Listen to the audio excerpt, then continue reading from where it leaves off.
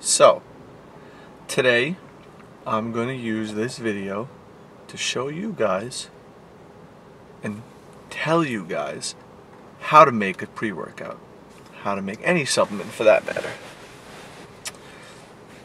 I'm going to give you guys a couple of steps, probably about like 4 or 5 steps on how to make a pre-workout. And I hope you guys really enjoy it. And I hope you guys use this video and enjoy this video to maybe help you build a business around a pre-workout. We'll get into the business aspect of making the pre-workout later on. This video is going to be solely on how to make a good pre-workout. Step number 1. Figure out who you're going to be selling the pre-workout to. Basically, picking your market or your target audience. So you could pick women, you can pick men, beginner men, advanced men. So what I'm trying to do with my pre-workout, I'll give you guys an example, is target an audience that if they take 1 scoop, right, it's a nice and strong, very effective pre-workout for people who have taken pre-workout before. And if they take half a scoop, it's an effective pre-workout, but not overwhelming for people who've never taken a pre-workout before. Once you figure out your target audience, in my case, pretty much everybody, maybe a more advanced woman, not a beginner woman, because of the strength of the ingredients. Once you pick your target audience, go and research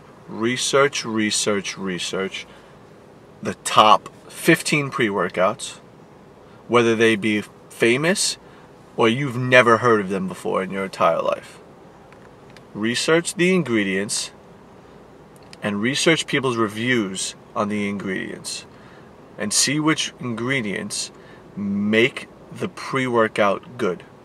If you can go as far as to try each individual pre-workout, go ahead and do that.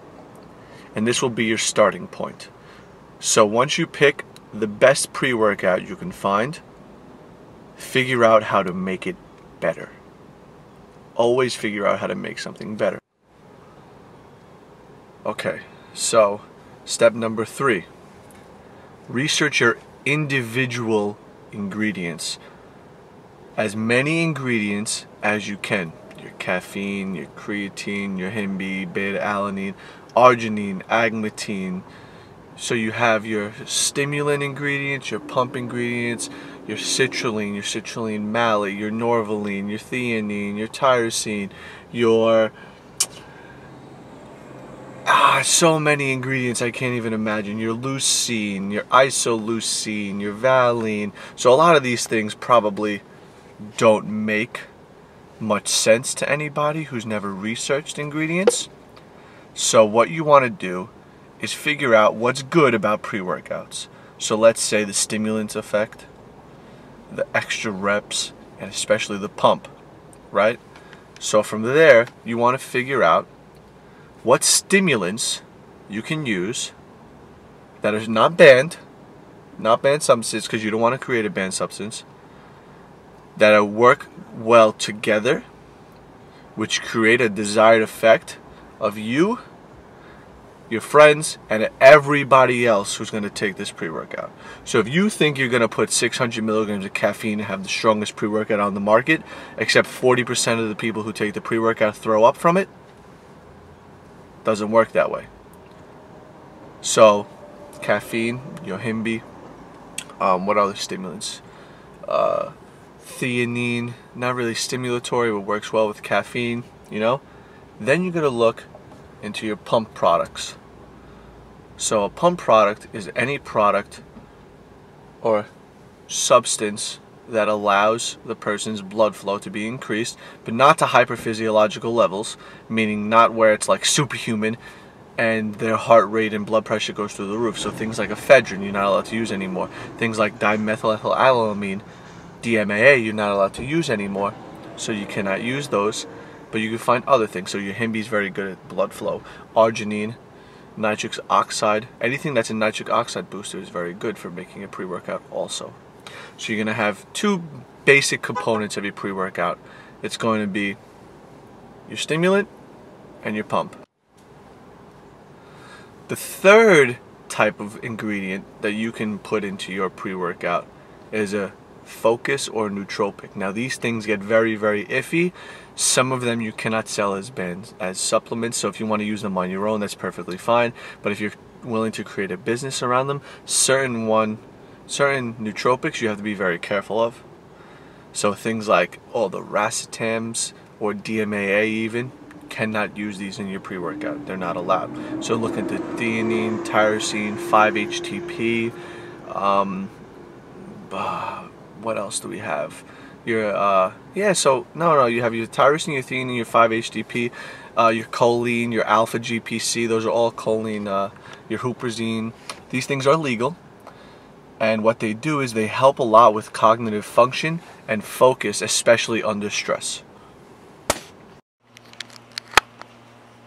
So, the fourth thing you need to know or decide is whether or not you're going to use it for yourself or if you're going to try and sell it. So if you're going to use it for yourself, there's just a couple things you need to know. You just need to know a couple of good places to get bulk supplements. They don't necessarily need to be even not banned. You can get the banned substances if you really want to. I don't necessarily advise it, but you could. You're not going to get arrested if you get them. You're just not allowed to sell them. Now, what you do is, if you're going to get them for yourself, you get them, you test the different amounts of each one. So what I like to do is something I call like a rolling scale, almost, where you try a certain amount of caffeine and you add all the ingredients. So each day you add a certain amount of creatine. Then the next week you add a third ingredient, a certain amount of beta-alanine. The fourth ingredient, a certain amount of that. Each day you up it or lower it and see which is better and more effective. Now, testing on yourself is a little differently than testing with other people. So, when testing with other people, it gets really iffy. So you're going to want to be using an FDA-approved facility. And when you use an FDA-approved facility, woo, can't talk right now, you're pretty much okay producing anything and selling it to anybody as long as you have an FDA approved label also. So my biggest problem when I first started out was I thought that I was going to mix these ingredients in my living room, and that I did. I mean, I used a KitchenAid, for God's sakes, and I was looking into tumblers, like what are they? They're powder tumblers, and what they do is they mix the granules into all the same amount of size, so everything is evenly distributed. And I was like, this is a lot of money. Oh, we need this amount of money, this amount of money. And I realized, what am I doing? This is totally illegal because your house is not an FDA-approved facility. So, if you're going to sell it, you need an FDA-approved facility. No matter what you do, you're not allowed to sell something that will be ingested by other people unless it is produced in an FDA-approved facility, and that means your house also. If you're going to use your house, somehow you need to get FDA approved, and this is a very long process. Trust me, I tried. Don't do it. It's not a good idea whatsoever.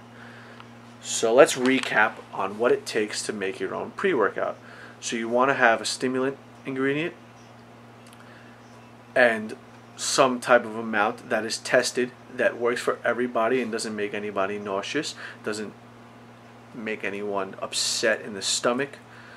Then you're going to want a pump ingredient. So your pump ingredients are going to help with your blood flow, and that it's going to give that desired effect of like gorged muscles that are big in the gym. When you do your arms, you look at your arms in the gym, in the mirror, you're like, oh, this is great, you know, like, I look awesome. It's going to help you look better, and the better you look, the better you feel, the more you're going to want to work out, you know. And then you're going to need your focus ingredients. So those are your nootropics and also your caffeine. And then you're going to figure out who you're selling it to. If you're selling it to men or women or people who've used a lot of pre-workout before, or people who don't use pre-workout. So that's another thing you have to choose, is that if you're going to market to people who don't use pre-workout, or have never, not don't use pre-workout because you want these people to be using a pre-workout. If you're marketing to somebody who's never used a pre-workout, you might not want it to be that strong, you know? So, stimulants, pump, focus are the main things in any pre-workout. And if you're going to sell it, use an FDA-approved facility. So the best ingredient for your stimulant is going to be your caffeine, always. Most other stimulants are banned. Best ingredient for your pump would be something along the lines of citrulline and arginine, and the best ingredients for your focus are something along the lines of theanine mixed with caffeine and tyrosine. That's about it for today. Thank you so much for watching. I hope this was somewhat informative, and if it was not informative enough, please, please, please comment down below and ask me any questions you could possibly ask, and I will answer them. So anything you have to know about a pre-workout, or the individual ingredients, or the dosages of these ingredients, please comment down below, and I'll do my best to answer them as soon as possible. Thank you so much for watching. Please subscribe to my channel for more videos pertaining to my supplement business, more videos pertaining to new supplements. So my next video is going to be about nootropics and nootropic blends that are not inside pre-workouts. Thank you so much for watching. Subscribe below.